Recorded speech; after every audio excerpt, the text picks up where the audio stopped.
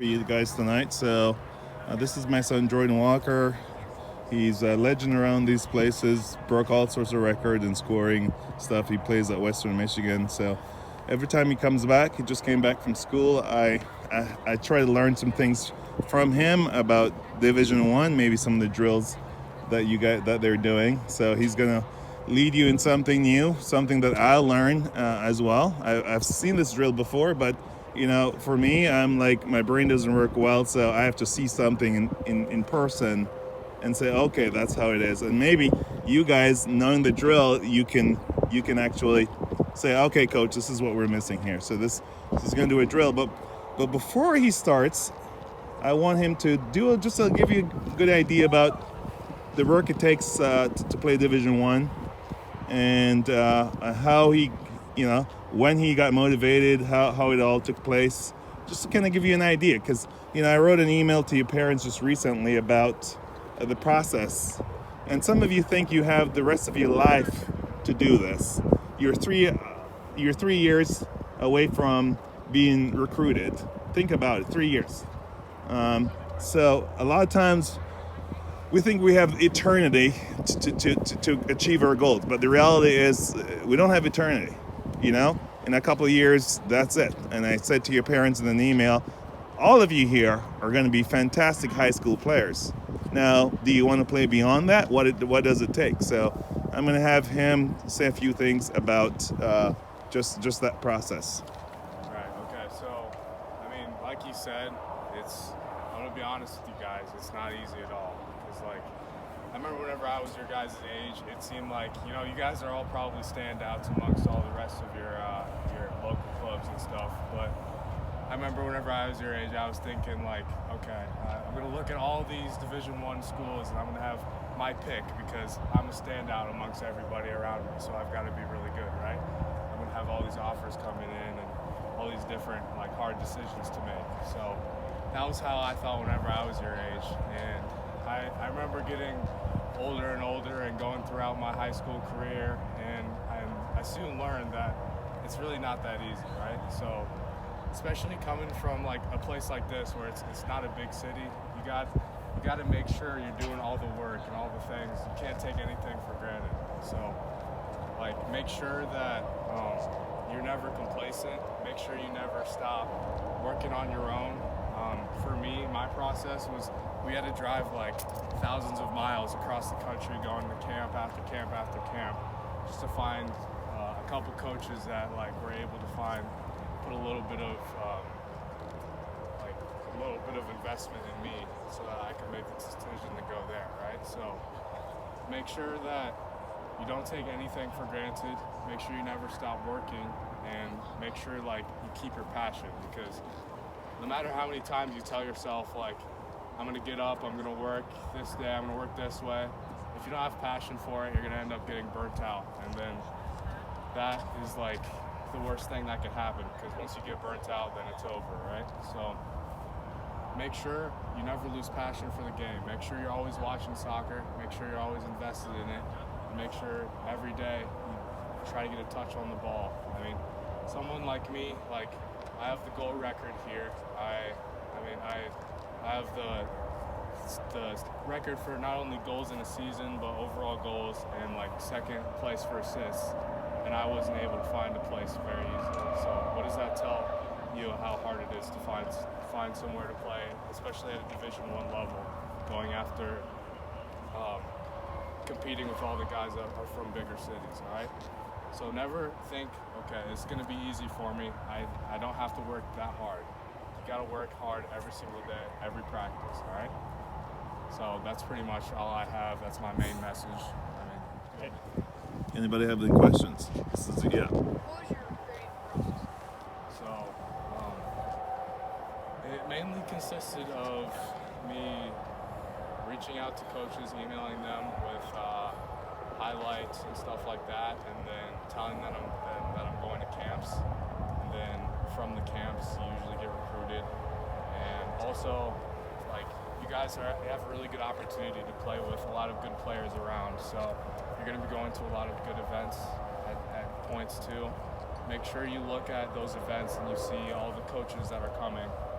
it's probably a little bit too early for you guys, but once you get to like high school age, make sure you look at, whenever you go to those events, look at the lists of college that they have coming, all the recruits, and email them with the highlights that you compile. I mean, don't think it's ever too early to start putting together highlights and stuff like that, because especially coming from a place like this and not a big city, you're going to find it hard to get a lot of opportunities to play in front of big coaches. So always find times to record yourself doing well in game situations and then put those out there somewhere.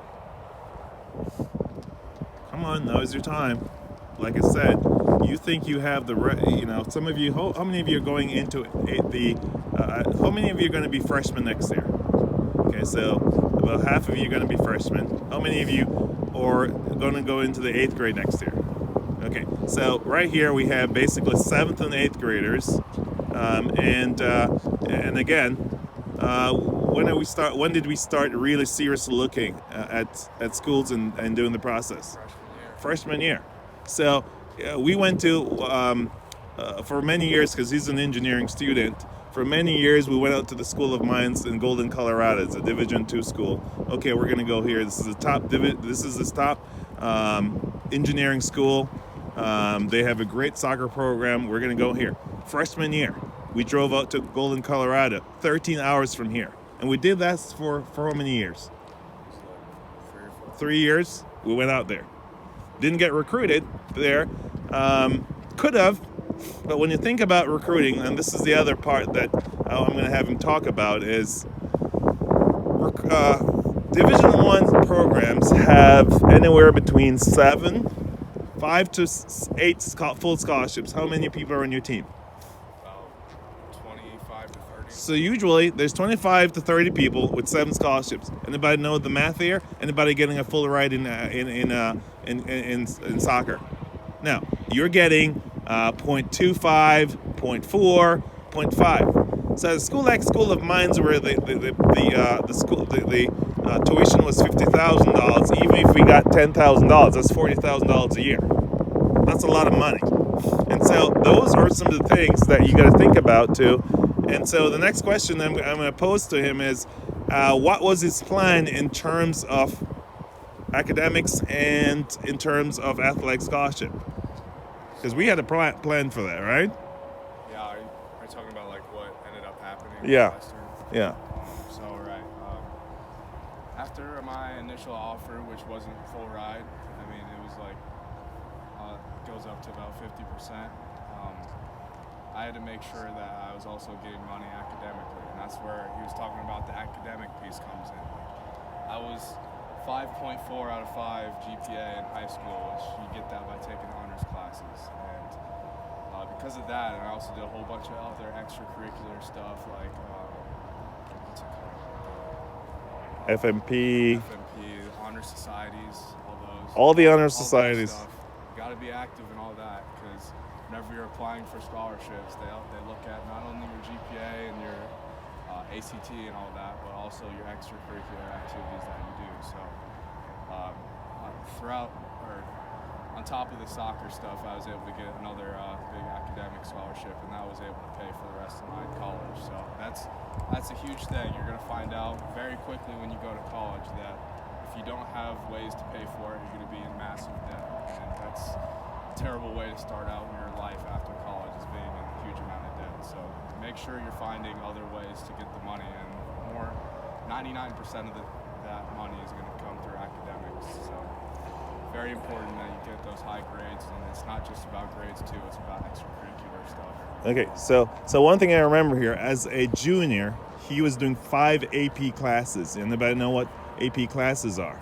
It's the really, really hard classes in high school. So 5 AP classes, doing CIU, doing high school soccer, training nonstop.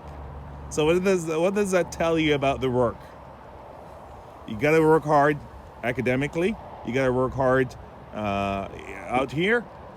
This has to become your life. You honestly, if you want to achieve this goal, it has to be nonstop soccer, be great in the classroom, be leaders in soccer, but be leaders among your peers. Be involved in your school. Find leadership opportunities in your school as well. Things like freshman mentoring program. Things like National Honor Society. And there is a myriad. There are a lot of different types of honor society, whether it be French honor society, whether it be math. Do them all, because every little thing adds up, right? Do them all. And for me, the last thing here is that you don't have time. If you haven't started to think about your career, whether beyond high school, if you don't have a goal, he's doing electrical engineering. He was working at Caterpillar with the help of Harry's dad this summer. He knew. I just saw on his Facebook today a memory that he was in the robotics club. There was a robotics meet at Bradley University. Well, how old were you then? Elementary school. So he had a goal since elementary school to become an engineer. So for a lot of you guys here going through life without a goal, what are you working towards if you don't have a goal right now? If I go around if I go around right now, okay, Kai, what career aspirations do you have? What do you want to become? Okay, what's your plan B?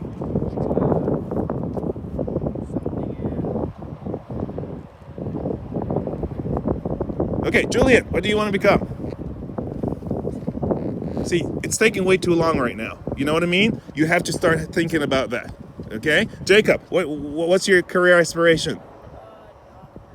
Doctor? Right. Okay. Right away. Keaton, what do you want to do? Engineering. Yes.